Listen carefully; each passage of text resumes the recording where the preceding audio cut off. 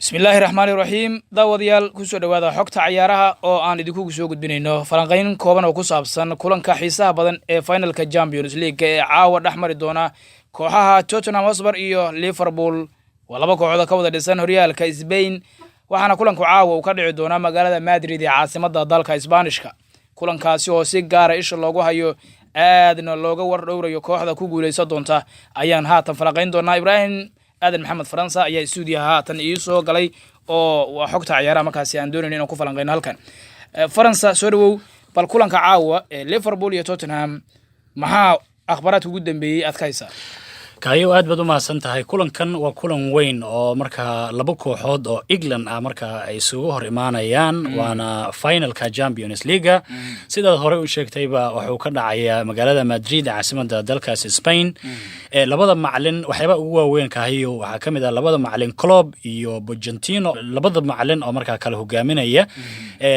kooxda Tottenham iyo Liverpool oo ka kala hadlay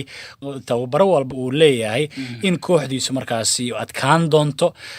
Klopp wuxuu ku kalsoon yahay kooxdiisa Liverpool iyagoo markaasi dhammaan ciyaartooyda ka maqnaa ay dhamaantooda soo wada kaceen oo intooda badan markaasi xaadir u yihiin sidoo kale Harry Kane ayaa Pochettino isagana u soo laabtay oo kooxda Tottenham diyaar ah marka jamaahiirta labada kooxood oo Madrid gaaray ayaa waxa la leeyahay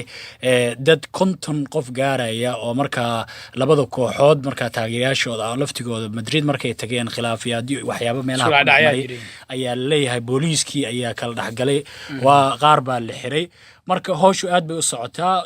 wali waxa socda taageerayaal fara badan oo labada kooxood markaasi kala taageera oo marka ku qulqulaya magaalada Madrid caasimadda dalkaasi waxyaabaha ugu waaweyn ayaa kuwaas ah maxaa kamid ah kaahiyo marka dhankaaga shaacaha macquulka ah in marka labada kooxood ay la soo shirtagaan iyo waxyaabaha kala waaweyn oo marka kulankan kamid ah waa maasanta Faransa kulanka caawa xiisaha leh waxa markaasi aad isha loogu hayaa weeraryahanka kooxda Tottenham Hotspur Harry Kane ayaa soo laabtay oo tababarka buuxa dib ugu soo laabtay kooxda labadan kooxood ee Liverpool iyo Tottenhamna ma ahan laba kooxood oo isku cusub waa laba kooxood oo aad u ciyaar garanaya waxaana la leeyahay kulankaasi waxa uu noqon karaa mid xiisihiisa xambaarsan oo mararka qaar marka derby London iyo derby Manchester la leeyahay waa derby England la dhihi kara kulankaano oo waa laba kooxood hal magaalo kale oo markaasi la geeyay waa wadanka soo wada jeeda marka waxa la dhihi kara kulankaasi xiisihiisa xambaarsan yahay Tottenham waxa ay dib u helaysaa Harry Kane weeraryahankii ka maqnaa labada kulan ugu dambeeyay oo dabcan muhiimad weyn u ah macalinku sida uu ka dhawaajiyay Pochettino wuxuu leeyahay kulanka tam ayuu yahay waxa kale oo soo laabtay ciyaaryahanka lagu magacaabo Jan Vertonghen oo difaaca reer Belgium ee kooxda oo isna dhaawac ku maqnaa kulankii ugu dambeeyay ee Ajax la sheegay inuu dhaawac soo gaaray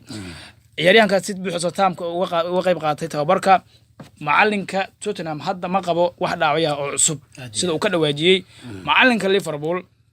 waxa uu dib u helayaa adeega Roberto Firmino weeraryahankiisa muhiimka isaga qowdiisu oo tam u ah waxa kale oo tam u ah Oxlade-Chamberlain oo isaga laftigiisu aan ka marnayn ciyaartoy badan oo heli karin maadaama ciyaartoy badan ayaga laftigoodu meesha fadhiyo oo waxa kamid ah Shaqiri oo kala fadhiya Origi oo ismuujiyo kulankii ugu dambeeyay waa diyaar wax dhaawacyo cusub isaga qodiisu ma qabo ciyaartoydu waa u tam lama dhihi karo marka dhaawacyo jira kulan dhamaystiran ciyaartoydiisu oo adag oo final ah ayaa caawa halka Madrid ka dhici kara kulankaasi waxyaabaha laga qiimeyn doono waxa kamid ah kooxda Liverpool dhowr jeer 5 mar ay ku guuleysatay Champions League dhowr mar oo ay tagtayna waa laga qaaday oo waa looga soo guuleystay waxa kamid ah kulankii ugu dambeeyay sanadkii tagay ay Madrid la ciyaareen Real Madrid oo 3 looga badinay Liverpool waliba waxa lagu leeyahay Tottenham final champion inay tagto ma dhaweyn ama mudooyinkaanba ma aysan sameeynin ama dad qaar waxay leeyihiin gabi ahaanba ma aysan sameeynin inay final weligeed ma tagin marka waa dareemi kartaa Liverpool khibrad ay u leedahay championka dad badan waxay qiimeynayaan oo ciyaartoy waaweyn oo dunida caanka ah ay leeyihiin Liverpool ayaa 90% ku guuleysan karta championka haddii aanu fiirno dhinaca Klopp macalinka Liverpool wata waxa lagu leeyahay waa macalinka nasiib darada ugu weyn ay ku haysato dhinaca finalada finalka soo tagay dhigaha lagu soo dhuftaa 7 kulan oo final uu tagay ugu dambeysay waxa lagu leeyahay waa laga qaaday macalin Klopp asaga wadhiis waa ka hadlay wuxuu yiri haddii finalada lagu garaaco ogaada macalinka sama finalkan ahay marka oo macna iskoor ka saystay marka waxa dareemi kartaa meesha caaw in dagaal xoog leh uu ka jiro Pochettino wuxuu leeyahay waa iga go'an tahay in aan koobkayga ugu horeeyo saa u weyn oo koob caalami ah aan qaado Klopp wuxuu leeyahay waa iga go'an tahay in aan qaado waa tahay ugu dambeyntii waxaan rabaa inaan ku weydiiyo waxaan ka iloobay shaxaha labada kooxood ee macquulka inay ku soo galaan oo di weydiisay kooxda Tottenham haddii aan fiirino Loris goolhayaha ku soo bilaaban kara Trippier Ardwell Fotoken iyo Danny Rose waa difaaca dambe afarta ah waxa qadka dhexe la qiimeynaya ama la hadal haya inuu ku soo wada bilaaban karaan Harry Winks oo dib u soo laabtay dhaawac ka soo laabtay Moses Sissoko iyo Eriksen saddexda ayaa qadka dhexa weerarku waa Dele Alli Hon Minson iyo Harry Kane waxa dabcan Benji fadhiya sida shaxda macquulka hata lagu sheegay ciyaaryahankii wacdaraha dhigay kulanka Ajax ee Lucas Moura dhinaca Liverpool Alisson waa goolhayaha sida buuxda ugu soo bilaaban kara goolka Arnold iyo Van Dijk Robertson iyo sidoo kale waxa difaaca dambe ku soo wada bilaaban kara ciyaaryahanka lagu magacaabo Fabinho waa dareemi kartaa macalinku Liverpool Alisson ayaa sida caadiga ah goolka ku soo bilaaban kara Arnold iyo Matip Van Dijk iyo Robertson waa difaaca afarta dambe qadka dhexe waxa la leeyahay Fabinho Henderson iyo Wijnaldum waa qad dhexe oo awoodiisa leh oo weerarka waxa la leeyahay waa Salah Firmino iyo Mane weerarkii caadiga ah mataanaha ku ahaa weerarka ayaa wada ciyaari kara caawa sidaas waxa markaasi ay yihiin shaxii macquulka ah ee labadan kooxood Tottenham iyo Liverpool waxay guud ahaan kulmeen 170 jeer Faransow dhammaan tartamada oo dhan leeyahay Reds ayaa guuleysatay 79 jeer halka Spurs ay guul gaartay 48 jeer waa dareemi kartaa farqiga u dhaxeeya 43 jeer ayay barbaro galeen labada kooxood marka waa laba kooxood oo dabcan Liverpool ayaa inta badan awoodda markaasi kulamada badneed inay badisay